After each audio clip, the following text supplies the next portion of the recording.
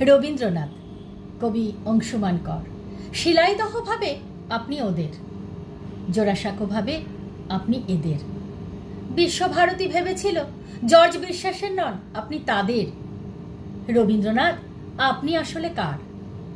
যুদ্ধের সময় ট্রেঞ্চের মধ্যে শেষ নিঃশ্বাস নেওয়ার আগে এক তরুণ কবি ভেবেছিল আপনি তার। বক্তৃতার মাঝে আপনি যখন হঠাৎ মাথা উঁচু করে দাঁড়ান, তখন এক মুহূর্তের জন্য হলেও মন্ত্রী ভাবেন আপনি তার। নতুন বৌঠান কি কোনোদিন ভেবেছিলেন আপনি তার রানু? রবীন্দ্রনাথ, আপনি যে ঠিক কার সে প্রশ্নের উত্তর বাঙালি আজও খুঁজে পায়নি।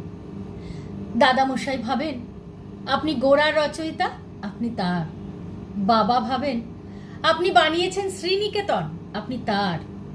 মা ভাবেন আপনার সুরেই বেজে উঠেছে ওর বীণা, আপনি তার।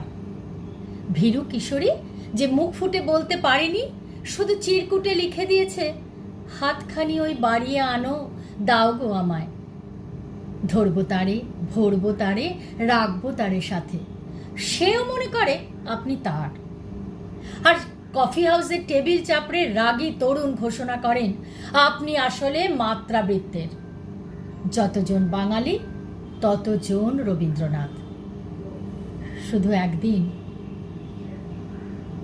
শিলাইদহের রবীন্দ্রনাথ আর জোড়াসাঁকোর রবীন্দ্রনাথের, বিশ্বভারতীর রবীন্দ্রনাথ আর জর্জ বিশ্বাসের রবীন্দ্রনাথের, দাদামশাইয়ের রবীন্দ্রনাথ আর বাবার রবীন্দ্রনাথের, আওয়েনের রবীন্দ্রনাথ আর মায়ের রবীন্দ্রনাথের, ভীরু কিশোরীর রবীন্দ্রনাথ আর রাগী তরুণের রবীন্দ্রনাথের দেখা হয়ে যায়।